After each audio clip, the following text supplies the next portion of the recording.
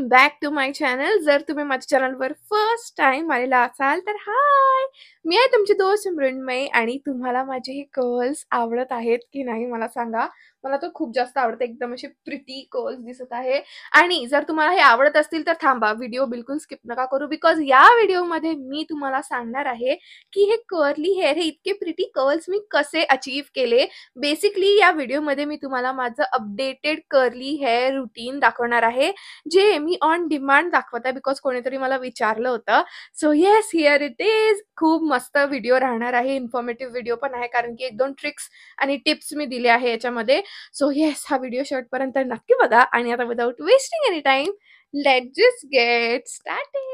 Okay, hi from voice over Mrunmayi. मी आलेली आहे परत. सो सगळ्यात आधी तर मी माझे केस नॉर्मल शॅम्पू आणि कंडिशनरनी वॉश करून घेते. मी तर यूज करते लॉरियलचं कलर प्रोटेक्टिंग शॅम्पू आणि कंडिशनर, बिकॉज मी केसांमध्ये कलर केलेला आहे. बट तुम्ही कुठल्याही कंपनीचं, कुठल्याही ब्रँडचं, कुठल्याही शॅम्पू कंडिशनर यूज करू शकता. आता या व्हिडिओमध्ये बघा दोस्तो, मी तुम्हाला हेअर वॉश रुटीन नाही दाखवत आहे, बट ते हेअर वॉश केल्यानंतरचं जे रुटीन आहे ते सगळं दाखवते. तर केस धुवून आल्यावर तर माझे केस असेच दिसतात, एकदम असे गुंतलेले आणि फ्रीझी. बट आपल्याला हे जे रुटीन आहे ना, ते ओल्या केसांवरतीच करायचं आहे, त्याच्यामुळे केस सुकू द्यायचे नाहीये. सो सगळ्यात आधी मी केसांना 2 पार्ट मध्ये डिवाइड केलं आणि आता मी हा डुओ यूज करणार आहे. तर हा आहे फिक्स माय कर्ल्सचा स्टायलिंग डुओ. याचा व्हिडिओ मी ऑलरेडी केलेला आहे, फर्स्ट इम्प्रेशन आणि याचा रिव्ह्यू वगैरे सगळं काही. सो सगळ्यात आधी मी इथे यूज करते हे लिव्ह इन क्रीम. तर मी क्वांटिटी तुम्ही बघून घ्या, मी इतक्या क्वांटिटीमध्ये घेतलाय आणि हा मी एकाच पार्टमध्ये यूज करणार आहे. सो त्या हिशोबाने तुम्ही तुमच्या पद्धतीने क्वांटिटी त्याची घेऊ शकता. आणि मग मी याला फक्त माझ्या लेंथ वरती लावते. आपण कंडिशनर युजली लेंथ मध्येच लावतो, रूट्स मध्ये लावत नाही. सो तेच मी इथे करते आहे. आणि तुम्ही बघू शकता माझे केस आता पण गुंतलेले आहेत, बट टेन्शन नका घेऊ. आता आपल्याला एक जाड्या दाताचा कंगवा घ्यायचा आहे, येस, व्हाईट टूथ कोम. आणि मग हलक्या हाताने आपले जे केस आहेत त्याला डिटँगल करायचं आहे. आणि तुम्ही आता बोलाल की ओल्या केसांमध्ये केसांच्या गुंता काढल्या, केस विंचरले तर ते तुटतात, म्हणून तुम्ही जर बघितलं असेल मी असं एकदम पक्क पकडून ठेवलाय वरून आणि मग खाली मी हलक्या हाताने केसांच्या गुंता काढत आहे. आणि हे जे क्रीम आहे ना, लिव्ह इन क्रीम, ते पण हेल्प करतं चांगल्या पद्धतीने जे केस आहे ते डिटँगल करण्यासाठी. सो मी आधी ते केलं आणि मग नंतर आता मी काय करणार आहे, परत मी तसंच केस पकडून पहिले आधी थोडे खालचे जे केस आहे त्याला स्क्रंच करत आहे. आणि हे जी सगळं रुटीन आहे आपल्याला ओल्या केसांमध्ये करायचं आहे, एकदम ड्रेंच्ड इन वॉटर असे केस पाहिजे. त्याच्यामुळे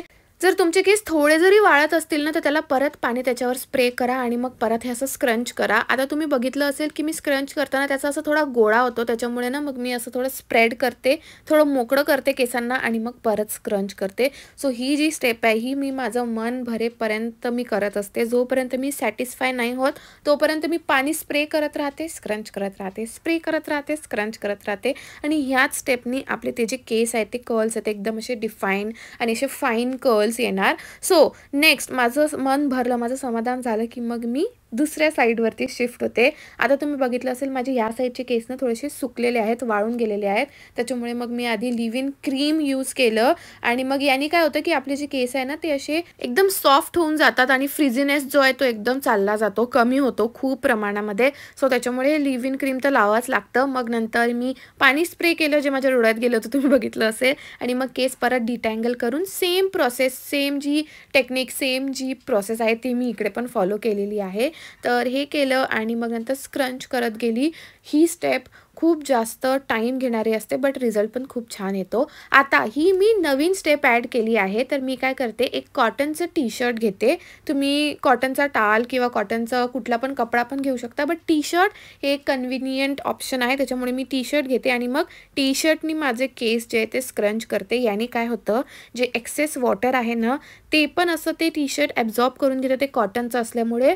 आणि कर्ल्स जे आहेत ते एकदम फाईन कर्ल्स येतात आणि स्क्रंचिंग खूप छान होते. तुम्ही बघितलं असेल, मी तुम्हाला दाखवलं स्क्रीनमध्ये किती छान स्क्रंच होत आहेत केस. तर ही टेक्निक ना मी रीलमध्येच बघितली होती आणि मग मी एकदा ट्राय केलं आणि ते मला खूप छान त्यांनी रिझल्ट दिला. सो मी आता ही ॲड करून घेतली आहे माझ्या रुटीनमध्ये. सो हे मी करते. आणि मग ज्या साईडला मी टी शर्टनी स्क्रंच केले आहे ते बघा आणि ज्या साईडला मी फक्त हाताने स्क्रंच केलं आहे ते बघा. त्यामधलं तुम्ही डिफरन्स बघू शकता. इकडचे किती फाईन कर्ल्स दिसत आहे आणि इथले तर लूज पण झाले आहे, त्याच्यामुळे मी परत आता टी शर्टनी एकदा त्याला पण स्क्रंच करून घेते आहे. आणि ह्याला पण मी जोपर्यंत माझं मन नाही भरत ना तोपर्यंत करते आणि थोडासा टाईम देऊन करते, आरामात करते. सो पहिले दोन्ही साईडनी केलं आणि मग नंतर केस असे समोर घेतले आणि मग परत एकदा स्क्रंच केलं. बघताना तर असं वाटतं की कर्ली केस काय नॅचरलच असतात, त्यांना काहीच मेहनत नाही घ्यावं लागत, पण बॅक एंडमध्ये इतकी मेहनत जाते, तुम्हाला काय सांगू दोस्तो. ओके, नेक्स्ट मी हा हेअर डिफायनिंग जेल यूज करताय. सो आपण जे केस स्क्रंच केलेले आहेत ना, इतकी जी मेहनत केली आहे ते लॉक करण्यासाठी, ते तसेच राहावेत म्हणून आपल्याला हे जेल यूज करावं लागतं. सो मी थोड्याशा क्वांटिटीमध्ये जेल घेतलं, ते पूर्ण हातामध्ये पसरवलं आणि मग परत स्क्रंच करत करत मी सगळीकडे ते लावत आहे. मी असं सरळ नाही लावत आहे, बिकॉज मग आपली जी मेहनत आहे ते कर्ली केस जे आहे ते सगळे चालले जाणार. म्हणून हे जेल जे आहे मी असं स्क्रंच करत करतच लावत आहे आणि त्याने पण खूप छान रिझल्ट येतात. म्हणजे आपले जे कर्ल्स आहेत ते खूप वेळपर्यंत तसेच राहतात, एकदम असे टाईट आणि सुंदर फ्रेश कर्ल्स राहतात. ओके, मेजर ज्या स्टेप्स असतात त्या तर ऑलमोस्ट झालेल्या आहेत आणि आता तुम्ही बघू शकता माझे ओले केस आहेत, बट तरी बघा इतके सुंदर दिसत आहे, म्हणून मी खूप जास्त खुश आहे आणि हा माझा हॅपी डान्स आहे. आता आणखीन ही जी स्टेप आहे ना, ही परत एक न्यू एडिशन आहे माझ्या कर्ली हेअर रुटीनमध्ये. सो मी काय करते, समोरचे थोडेसे केस घेते आणि दोन्ही साईडचे घेते आणि मग बाकीचे जे केस आहेत उरलेले ते मी मागे बांधून घेते आणि हे जे आहेत 2-3 लटा, 2-3 स्ट्रँड्स, त्याला परत पाण्याने थोडं ओलं करते आणि मग एक एक स्ट्रँड घेऊन मी असं कर्ल करत जाते. आता ही जी स्टेप आहे ना, ही खूप जास्त फ्रस्ट्रेटिंग स्टेप आहे, कारण की ते जे कर्ल करायचं असतं ना ते बोटांमध्ये बसतच नाही केस आणि मग त्याने मला खूप जास्त फ्रस्ट्रेट होतं. सो हे ट्रायल अँड एरर मेथड आहे दोस्तो, 2-3 वेळा ट्राय करावी लागतं. तुम्ही बघू शकता माझ्या फेसवरून मला किती इरिटेट होत आहे, बट फायनली एकदा आपल्याला त्याचं लागलं ना, म्हणजे त्याची सवय लागली की ते होऊन जातं बरोबर. सो हे अशा पद्धतीने आपल्याला रोल रोल करत वरपर्यंत जायचं आहे, थोडंसं टाईट करायचं आहे आणि मग एकदा वर पोहोचलं की 5 मिनिट थांबून मग अशा पद्धतीने केस आपल्याला सोडायचे आहे आणि त्यांनी अशा टाईपचे कर्ल्स दिसतात, असे वेव्स दिसतात आणि ते खूप सुंदर दिसतात समोरच्या केसांसाठी. सो सेम जे आहे ते मी सगळ्या केसांना, म्हणजे समोरचे जे आपण काढून ठेवले होते त्या केसांना मी अप्लाय करणार आहे. आता हे जे नवीन कर्ल केलेले केस आहेत ना, त्यांना मी परत एकदा स्क्रंच करणार आहे, सो दॅट त्यांचे जे कर्ल्स आहेत ते तसेच राहिले पाहिजे, टिकले पाहिजे. आणि या सगळ्या मेहनत नंतर माझे केस असे दिसत आहेत. आता याला मी एअर ड्राय होऊ देणार आहे, मी कुठलंच डिफ्युजर वगैरे काहीच यूज नाही करणार आहे. ऑलमोस्ट 4 ते 5 तासांनंतर माझे केस असे दिसत आहेत, पूर्णपणे वाळलेले आहेत आणि तुम्ही बघू शकता माझे वरचे केस जे आहेत ते वेव्ही आहेत आणि खालचे केस कर्ली आहे. सो ते माझं नॅचरल टेक्स्चर आहे. नेक्स्ट मी इथे यूज करणार आहे एक सिरम, कुठलंही सिरम यूज करा. मी इथे ट्रेसेमेचं हे सिल्क प्रेस सिरम यूज करते, हे पण खूप छान आहे, जास्त असं ऑइली आणि चिपचिप नाही आहे. सो मी थोड्याशा क्वांटिटीमध्ये सिरम घेते आणि मग दोन्ही हातावर छान ते स्प्रेड करून माझ्या केसांच्या एंड्सला मी ते लावणार आहे, बिकॉज माझे जे केस आहे ना ते खालून जास्त ड्राय होतात आणि फ्रिझी होतात आणि मग ते बिलकुल चांगले नाही दिसत. सो मी जास्त फोकस माझ्या एंड्सवरती करते, त्यांना असं स्क्रंच करत करत मी छान सिरम लावते, म्हणजे थोडंसं नरिशमेंट त्यांना मिळणार, मॉइश्चरायझेशन मिळणार आणि ते असे फ्रिझी नाही दिसणार. आणि आपण जे जेल लावलं होतं ना त्याचं जे असं कास्ट फॉर्म होतं ना ते ब्रेक करण्यासाठी मी केसांना असं थोडं शेक करते, थोडंसं असं केसांमधून हात फिरवते. सो याने काय होतं, जो जेलनी जो कास्ट फॉर्म होतो तो ब्रेक होतो जसं मी सांगितलं आणि तो छान व्हॉल्यूम येतो आपल्या केसांमध्ये. सो सगळीकडून पूर्ण केसांमधलं जेल जे आहे ते असं ब्रेक करण्यासाठी मी, तुम्ही बघू शकता, पूर्ण केसांमधून हात फिरवत आहे आणि मग नंतर जो व्हॉल्यूम येतो, हा एकदम मस्त व्हॉल्यूम येतो आणि तुम्ही बघू शकता मी किती खुश आहे, बिकॉज कर्ल्स बघत असतो किती सुंदर दिसत आहे. तर इतक्या वेळचं जे आपण रुटीन फॉलो करत होतो त्याचा आहे हा रिझल्ट आणि तुम्ही बघा इतके सुंदर कर्ल्स दिसत आहे. त्या कलरने तर खूपच छान दिसत आहेत, बट असे जर तुम्ही बघितले कर्ल्स ते पण खूप सुंदर दिसत आहे.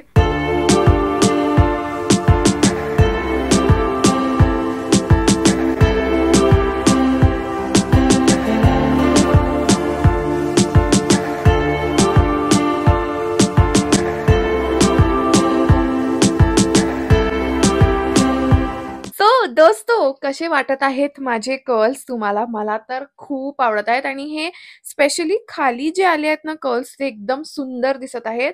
सो हे होतं माझं अपडेटेड कर्ली हेअर रुटीन आणि यांनी मला खूप छान रिझल्ट दिसत आहेत. सो काही दिवसांपर्यंत दुसरं अजून मला नवीन आणि चांगलं रुटीन भेटेपर्यंत मी हेच फॉलो करणार आहे.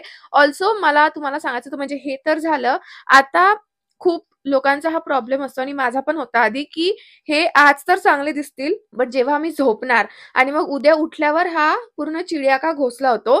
सो हे जे कर्ल्स आहे हे जवळ-जवळ 3 ते 4 दिवस असेच राहावेत. याच्यासाठी मला ना एक प्रॉडक्ट आलं होतं कोलॅबसाठी. मी दाखवते 1 मिनिट. ओके. तर मला हे सिल्क नाही सॅटिन बॉनेट आलं होतं कोलॅबमध्ये. बट मग मी ते यूज केलं आणि जेव्हा मी म्हणजे आधीपर्यंत मला माहिती नव्हतं याचं काय फरक असतो आणि याची किती गरज असते. बट जसं मी यूज केलं तसं मला कळलं की हे खूप जास्त गरजेचं आहे आणि कर्ली हेअरवाल्या लोकांसाठी तर खूप इम्पॉर्टंट आहे. बिकॉज हे जे कर्ल्स आहेत ना, हे असे टिकत नाही खूप आणि मग ते असे भुसा-भुसा दिसतात. चिडिया का घोसला मी जसं बोलली. तर हे ना असं रात्रभर हे घालून झोपायचं आणि मग नंतर सकाळी तुम्ही उठाल तर तुमचे कर्ल्स तुम्हाला असेच्या असेच दिसणार. फक्त एक गोष्ट आहे, की हे जे कर्ल्स आहे असे केस मोकळे सोडून नका झोपू त्याच्यामध्ये. एखादी स्क्रंची वगैरे नी थोडासा असा जुडा एकदम हलका असा बन घाला आणि मग नंतर ते यूज करा. मी याचा शॉर्ट व्हिडिओ केला आहे. सो मी स्क्रीनवरती तुम्हाला दिसत असेल तसं मी करते. ते घालून मी झोपते आणि मग हे जवळ-जवळ 3 ते 4 दिवस असेच कर्ल्स राहतात आणि मी 3-4 दिवसातून एक वेळा हेअर वॉश करतेच. सो मग मला ते नेक्स्ट हेअर वॉशपर्यंत माझे हे कर्ल्स टिकत आहेत. जेव्हापासून मी हे सॅटिन बॉनेट यूज करत आहे तेव्हापासून. So yes, that's it. हेच होतं माझं अपडेटेड कर्ली हेअर रूटीन जे मला खूप आवडत आहे. येस, आय रिअली होप की तुम्हाला हा व्हिडिओ आवडला असेल. जर तसं असेल तर make sure to like, share and subscribe to my channel आणि आता आपण भेटू माझ्या नेक्स्ट व्हिडिओमध्ये. Till then bye.